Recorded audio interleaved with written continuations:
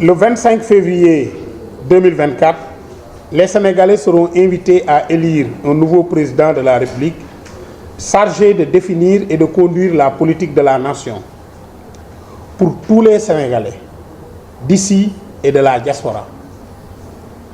Considérée comme la 15e région, cette diaspora, quoique représentée à l'Assemblée nationale, est aujourd'hui plus que préoccupée par les nombreux et poignants problèmes de tout ordre. Pour ne pas jouer les seconds rôles et pour garantir la prise en compte de leurs préoccupations, des Sénégalais d'ici et de la diaspora réunis au sein de l'Alliance internationale pour la renaissance du Sénégal, R313, ont jugé nécessaire de présenter un pacte d'engagement qui doit être signé par tous les candidats à l'élection présidentielle du 25 février 2024. Par chaque candidat. Référentiel du président de la République nouvellement élu en tout ce qui concerne les Sénégalais en général et ceux établis à l'étranger en particulier, le pacte permet aussi de placer les préoccupations de la diaspora au cœur des débats lors des joutes électorales, de ces joutes électorales importantes. Qui sont les initiateurs de ce pacte? L'Alliance internationale pour la renaissance du Sénégal, R313, est l'organisation initiatrice de ce pacte. Elle est la résultante de plusieurs structures. En pleine crise du Covid-19, le collectif pour le rapatriement des corps CRC, initié par Maïssa Mbaye ici présent, a pu faire revenir l'État sénégalais sur sa décision de ne pas accepter le retour des dépouilles de nos compatriotes décédés de la pandémie. Vous m'excuserez, Air Sénégal m'avait demandé d'enlever R330, d'enlever inhumaine, vous le verrez dans le document, et non justifié. Sur sa décision de ne pas accepter le retour des dépouilles de nos compatriotes décédés de la pandémie.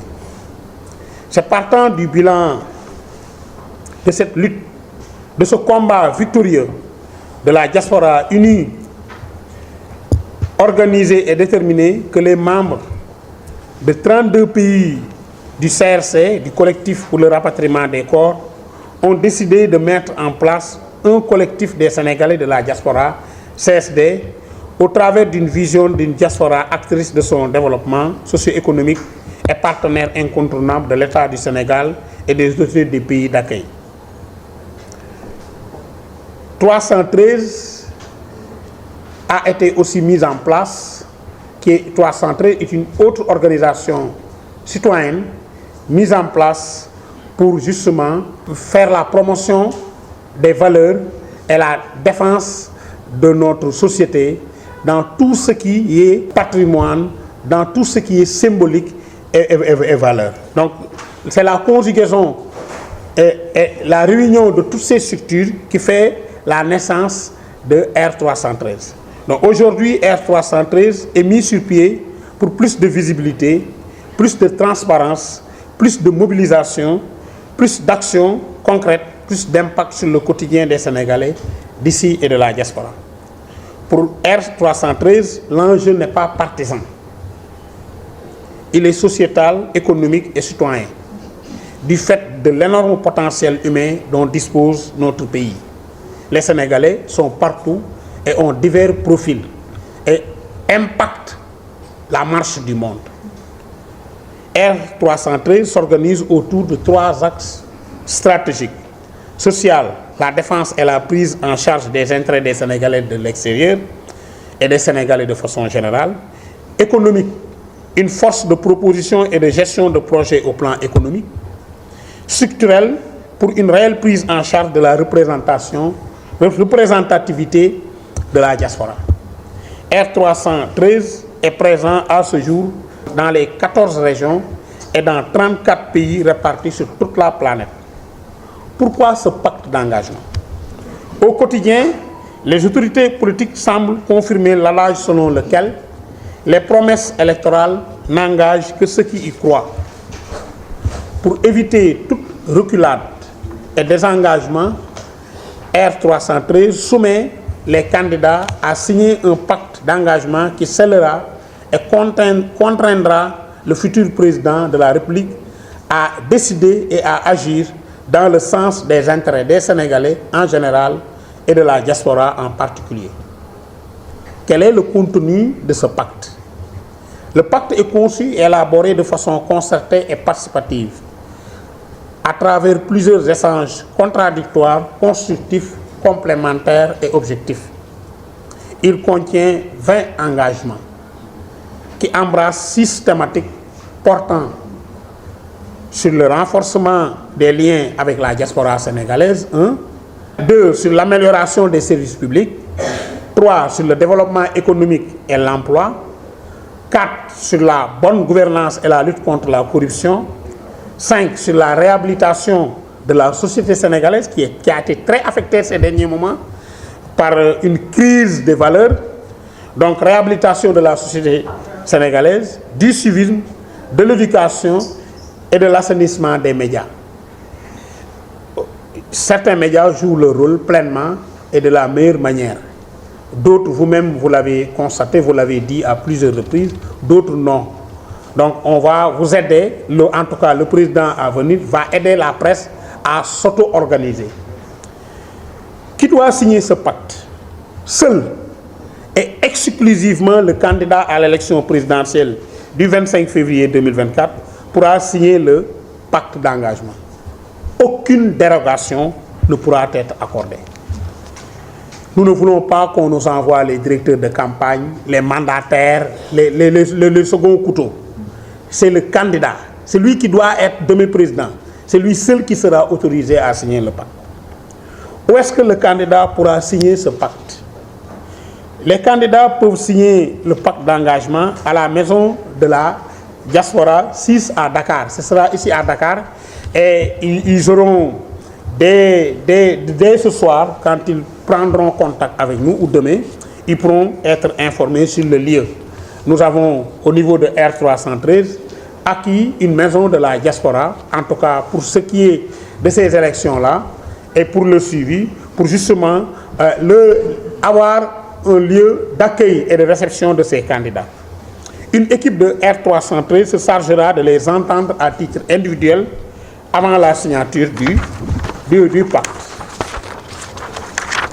Enfin, cette équipe est composée de Sénégalais vivant à l'étranger et au Sénégal. Ils seront assistés par un groupe d'experts et de personnes ressources recrutées à cet effet. Quand est-ce que le candidat ou les candidats pourront signer le pacte d'engagement?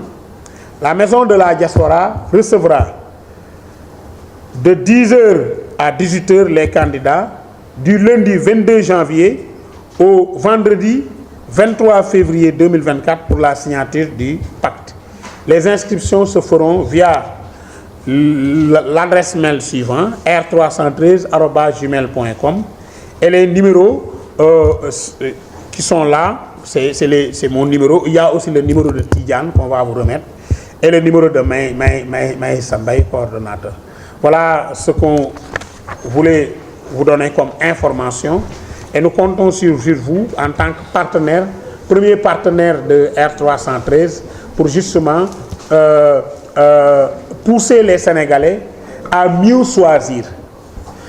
Pour la première fois, parmi les thématiques, il y a la préservation de l'environnement et le développement durable. Ce sera dans le document. Je ne l'ai pas lu. Donc pour la première fois, les Sénégalais seront appelés à élire et non pas à démettre. Parce que ça soit Diouf Kongwad, on les a démis. Mais ici, Macky est parti. On a la latitude et la possibilité de faire un choix posé, intelligent. Donc, dans l'optique de R313, on est dans une démarche pédagogique qui pousse les Sénégalais à imposer aux candidats non seulement à prendre des engagements comme ils avaient l'habitude de le faire, mais à respecter leurs engagements. Et un dispositif et des mécanismes de suivi de ces engagements sera mis en place à travers la rencontre avec les représentations diplomatiques, avec l'ensemble des forces vives du Sénégal. Les autorités coutumières et religieuses seront rencontrées pour justement être nos grands témoins. La jeunesse sénégalaise sera sensibilisée. Des artistes sont en train de travailler sur des morceaux R313 pour justement permettre à la culture urbaine, aux acteurs de la culture urbaine, à tous ces artistes-là, de grosses pointures. On peut citer Matar le Kagolar, on peut citer Roman, on peut citer Kalz, on peut citer Mef, on peut citer pas mal d'artistes qui sont là et qui sont avec nous et qui justement, avec l'ensemble des autres artistes qui sont éparpillés dans le pays, vont procéder au suivi des engagements. Donc quand ils feront leur campagne, ils verront R313 sur le terrain. Après avoir été élu, le président rencontrera partout où il sera au Sénégal et à travers le monde R313 pour vérifier l'effectivité de ces engagements, la mise en œuvre et le respect des engagements qu'il aura signés devant vous, devant l'opinion publique nationale et internationale. Je vous remercie. bëgguma sax dugg ci lu formel man dama ñëw pour waxtaan ak Sénégalais yi dama mu ñëw pour ñun ñëpp ñu waxtaanandoo ensemble parce qu'il y a eu plusieurs alertes et à chaque fois ay élection du jub biir Sénégal dañuy gis ne coow lu bari dafay am réew mi ñun ñoo ko bokk da ngeen ci am wàll ñun ñu am ci wàllu ñeneen ñu bari am ci wàll et réew mi bu ñu koy caaxaane à un moment ñun ñëpp ñun ñoo yàqaloo parce que ñun ñoo yàqal comment dire c'est la perte pour ñun ñëpp parce que ñun ñëpp ñoo bokk gaal bi souvent nag bu amee ay élection c'est que nit yi dafa am fu ñuy far ñii dañuy far fii wala ñiy far fële pour la première fois ñun ñu ni nanu leen def sacrifice bañ a far fenn ñëw mën a xool parce que bu dee kër dafa taxaw xuloo am ci biir kër gi waa kër gi ñëpp ku nekk di dem di far fenn problème bi ne va jamais se régler le problème va se régler bu dee am na ay nit yi nga xam ne détaché wu nañu pour wax ne ñoom ils vont jouer le rôle d'arbitre et c'est ce qu'on essaie de jouer. Je remercie beaucoup yaa ngi koy tudd ku mel ni Matar le Kagolar parce que il est au cœur de ce que nous sommes en train de faire et d'autres personnes yi nga xam ni depuis très longtemps identifié nañ leen comme des gens qui se sacrifient énormément pour ce pays-là mais taxawu defuñu ko pour am dara lu ñuy bëgg ñoom ci seen bopp mais dañ koy def pour dimbali seen réew pour mën a avancer et je pense que ni ci optique boobu la ñuy dem Amadou Sène Niang wax na ko tout à l'heure nous sommes à la croisée des chemins c'est pour la première fois un président de la République sortant du représenté wu donc tey jii dañoo jóg pour ne dañuy fal mais bu dee ñun ñëpp dañoo dem ci ay farfarloo li ñuy fal ëllëg mën na bañ a taxaw ci suñuy soxla te tant que le problème n'est pas réglé on va recommencer rebolote lay doon à chaque fois man tukki naa fu bari ci àdduna je fais partie des gens qu'on dise que ni ñi ngi ci diaspora bi mais amul fenn fu ma dem gis lu ma jaaxal amul pourquoi parce que te ñu ma ëpp xam-xam ñoo nekk biir Sénégal ça veut dire que ni Sénégalais yi am nañu un énorme potentiel te dégg naa Amadou Sène Niang ko tout à l'heure muy xam-xam bi mais li ñu gën a yàqal mooy farantu bi ou farfarloo quand tu es dans un camp boobu lu ñu def lu baax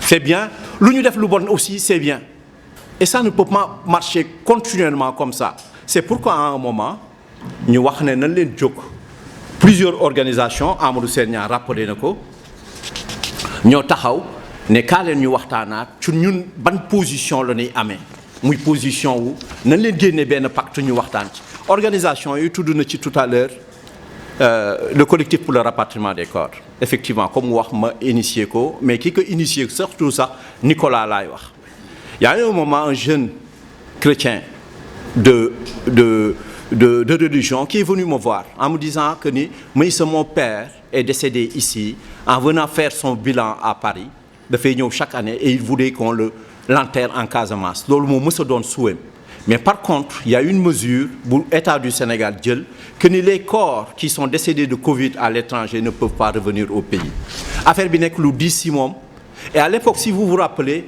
dañ doon wax ne fii argument yu bari yi ñu doon joxe mooy que ni sallallahu alayhi wa sallam dafa wax en temps de pandémie les corps ne doivent pas bouger bi ma ko waxee ça a fait tilt dans ma tête ma ni nous sommes un pays laïque loolu ça peut parler à un musulman mais à un chrétien ça lui parle pas te waruñu dem dans la division dans ce pays-là ce pays à chaque fois il faut se diviser pour quelque chose ou pour comme argument tout le temps ñi ngi joxe benn prétexte de division bokkuñu religion bokkuñu tarixa bokkuñu ethnie bokkuñu tel ba pare bëgg a construire une nation bokkuñu koñ sax daf ciy am ça ne peut pas se construire comme ça une nation nous on doit être en collaboration tous ñun dañoo war a nekk en compétition justement avec les pays où nous sommes ou dans ces pays étrangers mais fii ci biir Sénégal mënuñu nekk ñun ñëpp nag di xalaatandoo même xalaat di defandoo même def mais dafa am ay moments yi nga xam ne dañuy teer suñu ay différends pour mën a avancer et c'est ce qui s'est passé j'ai pu mobiliser la diaspora ne leen kaa nañu taxaw ci xeex bi parce que bu ñu ko defulee suñu pays moom mooy divisé wu ëllëg et les gens par générosité se sont engagés dans ce combat-là et le président nous a entendus ci dañu mën a delloo si suñuy néew fii des gens yi nga xam ni danoo nekk à l'étranger mais Sénégal rek a leen ñor suba ak ngoon ñi ngi xool ci Sénégal lépp lu ñu am ñoom ils préfèrent ne pas manger du ñu rey tabaski du ñu rey xar ils achètent de la viande mais pour mën a dundal jox rey xar yi gën a rey ñu rey leen fii au Sénégal donc ces personnes-là tous leurs rêves même ñoom ci seen même bëgg nañu bu ñuy décomposé wu mu dundal suufu Sénégal que muy dundal suuf yeneen ci réew yi nga xam ne ci la ñu nekk donc loolu moo ñu may cohésion boobu moo ñu may ñu toll fii ñu toll 313 ñoom Matar yàgg nañu ciy dox pour et puis xeexal Sénégal et d'autres entités yi nga xam ni ñoom yàgg nañ ciy dox ci trouver ay solutions pour ce pays-là donc après concertation après discussion la ñu wax ne kat nan leen def pacte bi ñu jël ay thématiques dugal leen ci pacte bi je vais pas suivre exactement comme Amadou Segna l'a fait bon il l'a fait en français je pense que la plupart des gens comprennent le français mais dama bëgg ñu xam déjà l'importance de l'enjeu bi dafa am doole parce que ki ñuy jiite ëllëg waruñu ko fal rek ci farfarloo dañ ko war a fal ci benn doxin bi nga xam ni moom loolu dafa war a engagé wu ak sénégalais yi que nii la war a doxee ak sénégalais bi foo mënti bokk ak foo mënti far le président de demain daf la war a déglu donc c'est dans ce sens-là lu ñu indi pacte bi maintenant la diaspora dégg ngeen assez souvent la diaspora ce qui se passe diaspora bi tantôt ce sont des anges tantôt ce sont des démons parce que adduna noonu la demee il y a du tout partout mais ñun en tant que diaspora li ñu bëggoon mais aussi des Sénégalais d'ici parce que yàgg na ñuy wax ne quand les deux bouts vont se rencontrer mooy le bout qui est à l'extérieur et le bout qui est à l'intérieur le Sénégal sera debout mais ci kaw ay nit yi nga xam ni vraiment bëgg nañu réew mi mu changer donc thématique yi renforcement des liens avec la diaspora amélioration des services publics gis nañu ko ni ci réew mi services publics yi bon doxul comme ni mu war a doxee donc loolu lu ñu war a taxaw la au niveau de la diaspora aussi c'est pareil développement économique et l'emploi loolu la coow lépp lu ci bëri jógee xale yi tey ñu ci bëri ñi ngi daw jóge fii di dem ci diaspora bi récemment la demoon États-Unis gis ngeen New York di fa xam ngeen ñuy suivre information yi tey jii ñu bëri dem nañu vers Nicaragua pour dem dugg ji Amérique xale yooyu liggéey moo tax ñu daw ne foofu xëy na fa nu gën a am espoir bien que ñu ci bëri ci ay situation yu métti la ñu nekk.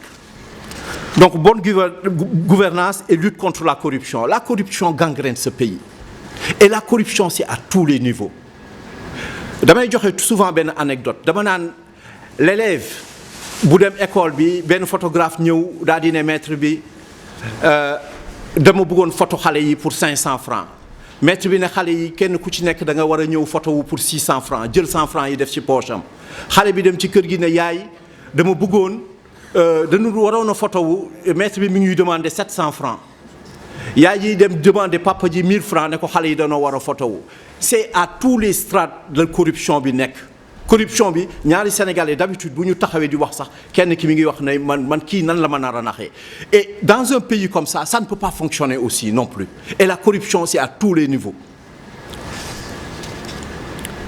réhabilitation de la société sénégalaise, du civisme, de l'éducation et l'assainissement au niveau des médias. Bon, les médias, tout à l'heure, Amadou Sène wax na ci tout à l'heure, gis nañu loolu lu bari, malheureusement, pour les gens qui font leur boulot comme il faut, waaw pour nit yi nga xam ne ñi ngi def seen liggéey comme ni mu waree, beneen bi mooy civisme. Civisme da ngay tout à l'heure rek gis naa nit dafa taxaw ci digg tali bi la baare moo tax mu indi woon bouchon du retard bi ñu am ci lan ci dafa waroon waxtaan ak nit mu gaare otoom et loolu la ñuy gis partout au Sénégal. Civisme bi dafa commencé wàññeeku lu bari je sais pas si au niveau de l'éducation, de l'enseignement, segam loolu gars yi ñu ngi ciy farlu bu baax a baax, mais président bi di ñëw war nañu wax moom ban liggéey la ci war a def ou ban engagement la ci war a am. Pour l'environnement, ça c'est super important. Dañu jàpp garab yi di leen dagg, dañu jàpp lu bari di ko amatuñu benn respect ci environnement bi malheureusement. Et toutes ces plantes là daf ñuy amal njariñ bu bari bugguma dugg ci ay détails parce que dafay gën a gudd, mais le développement durable, heureusement que notre ami Badara Sow l'a rappelé, thématique bu am importance et ça doit être au cœur de notre démarche. Léegi tout à l'heure wax na Amadou Sène wax na ci kan moo war a signer pacte bi. Donc candidats yi ñoo koy war a signer, ñi nga xam ni ëllëg dañ leen war a jox duñ koy waxatee ndombo tànk bi nga xam ni ñoom ñoo war a gérer le pays. Donc ces personnes là dañoo war a engagé wu. Enfin defe naa si dernière kii bi laa nekk donc am na benn équipe bi nga xam ne dañ koy mettre en place dinañu joxe benn boîte mail defe naa bind nañ ko ci document bi ñu leen remettre jox nañ leen numéro téléphone yi nga xam ne éventuellement ñoom dañ ciy woote su ko defee ñu wax leen ban rendez-vous lañ leen di jox et nan leen di préparer. Donc pour ne pas être encore plus long xëy na ñu dem ci question réponse yi et puis di leen gërëm di leen sant. Salaamaaleykum wa rahmatullah wa barakaatu. Tur bi Maysa Mbaye laa tudd. Je crois que vous avez donné la réponse. En réalité, nous sommes tous conscients de la crise de valeur qui sévit dans notre pays. Et nous avons, au niveau de R313, fait le constat malheureux qu'il y a un incivisme béant, il y a effectivement une promotion de la médiocrité. Il y a pas mal de problèmes dans ce pays qui trouvent leur solution dans la promotion de valeurs. Et c'est pourquoi, justement, parmi les 6 thématiques qui sont dans le pacte, nous poussons le futur président à prendre des engagements dans une thématique relative à la réhabilitation de la société sénégalaise, au civisme, comme vous dites, à l'éducation. C'est un package. Mais le package, en fait, n'a qu'un seul objectif. C'est repartir à zéro, sur des bases positives, de travail, de concorde, de patriotisme, de civisme, d'humanité. C'est un peu cela. Et il faut bâtir cela, il faut déconstruire pour reconstruire. Donc, il y a une construction sociétale qui est plus ou moins ou négativement appréciée, et il s'agira justement, après observation, nous tous au Sénégal, nous l'avons constaté. Nous avons constaté qu'il y a des problèmes. Donc il s'agira donc de déconstruire pour reconstruire. Maintenant, qu'allons-nous faire? Nous allons faire le plaidoyer. Parce que ces actions-là devront être menées par le futur président de la République. C'est à lui de nous dire, les candidats, c'est à eux de nous dire comment ils comptent s'y prendre pour nous proposer une société, pas nouvelle forcément, mais une société meilleure. Il s'agit, parce que tout ce qui est nouveau n'est pas meilleur. Donc nous attendons des candidats qu'ils nous parlent de ces thématiques-là. Comment ils comptent lutter contre la corruption? Comment ils comptent, à travers l'éducation, à travers le cadre juridique, à travers les institutions qu'il mettra en place, comment promouvoir ces valeurs-là? Comment lutter contre l'incivisme? Nous demanderons au chef d'État, au futur chef, aux candidats de signer et de nous dire justement comment ils comptent s'y prendre. En tout cas, pour notre part, nous sensibiliserons, nous ferons le plaidoyer, mais nous veillerons mieux, nous surveillerons. Donc il s'agit de cela, et je crois que on va essayer. Je vais juste compléter. Et justement, c'est pourquoi nous nous sommes positionnés en tant qu'arbitre, pour la première fois. Et les gens qui composent ce mouvement, il y a des gens de la République des valeurs. La personne qui a beaucoup écrit sur ce texte-là, c'est quelqu'un de la République des valeurs. Il y a des gens de PASTEF. Il y a des gens d'autres entités, APR et tout. À un moment, on s'est mis, on a discuté en se disant, mais les gars, ça ne peut pas continuer comme ça éternellement. Il faut qu'on aille au-delà de nos passions. Ou il faut qu'on soit maintenant des arbitres, des gens qui viennent proposer. Le sous-développement est mental. Ce n'est pas une fatalité. Et nous avons le potentiel. Très sincèrement, nous avons le potentiel pour changer ce pays-là. Le seul problème, le seul frein à cela, c'est nos comportements. Quand il y a des élections, tout le monde va dans un camp, chacun essaye de grappiller quelque chose et puis ça s'arrête là. Maintenant, il faut qu'on conscientise justement cette jeunesse-là en leur disant, c'est pas la peine de partir ailleurs. Tout ce que vous souhaitez avoir ici, vous pouvez l'avoir dans ce pays. Mais cela dépendra de vos comportements. Voilà. Laaj bi am na solo sëñ Niang da ngay wax renaissance bi nan lañ koy indee maanaam ban Sénégal bu bees la ñu bëgg ñun ñëpp seet nañ ni Sénégal coow li bari na wax ji si ëtt bi mën naa wax si pénc mi dañu koy dégg déggin bu ñaaw wala dañ koy waxe waxin bu ñaaw jëfi aussi xaw na tagga témbe ndax ñii am ñooy am ba tey ñii ñàkk di ñàkk corruption bari problème yi bari lool ñu ne Sénégal bii nga xamante ni moom la ñu seetlu te naxarlu ni mu mel ñu ne dañoo bëgg ñu soppi ko soppi bi nag mu ngi jaar ci tabax nit bu bees nit bu gën ndax it sénégalais yi ki leen di jiite moo leen war a teg ci yoon ndax it dañu naan dëkk moom dañ koy faral di wax ni ñu mel rek la seen njiit di mel wante njiit bu baax day defaraat askanam donc kon pour mu soppeeku dëgg ñun waa R313 moo tax ci pacte bi ñu daal di ci juróom benni poñ yi ëpp doole ñu ne da ci am boo xamante ni pour tëggaat askan bi la loolu nag suñu wàllu ñun mooy ñaax ci candidat yi topp leen ci saytu ndax lañ ci waxoon ñu ngi koy def mais li ëpp ci mbir mi ki ñuy fal président moo koy def mooy xool nan la koy dugalee ci njàng mi mooy xool yan jumtukaay ci wàllu yoon lay teg pour nit ñi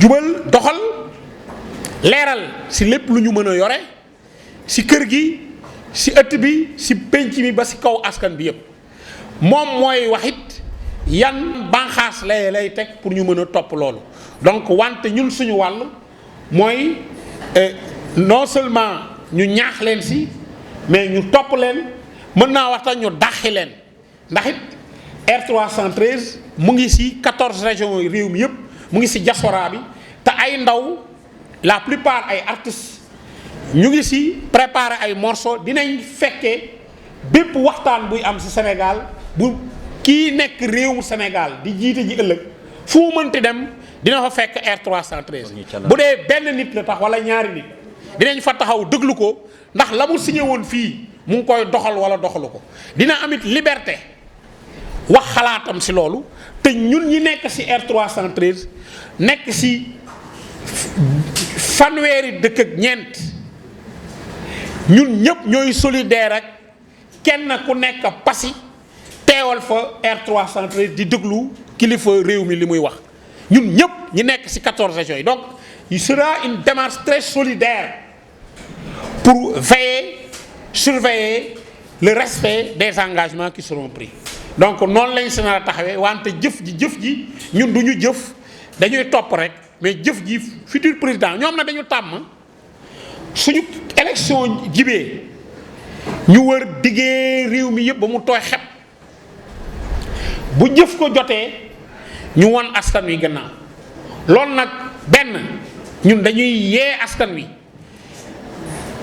fàttali leen ni bés bi ñuy tànn benn bés lay ci juróomi at yu ne kon gaawut balaa ñuy joxe seen kàddu nañ ko jox kuy nangoo topp respecter ay engagement ñaareelu mbir bi mooy ñoom it ñu topp leen ba nga xamante ni dogal bu ñu mënti jëlati walla dige bu ñu mënti digeeti ñu mën ci jël ay dogal doxal ko pour njëriñu askan wi donc loolu mooy li nga xamante ni ñun moom lañ ciy def di leen gërëm di leen sant.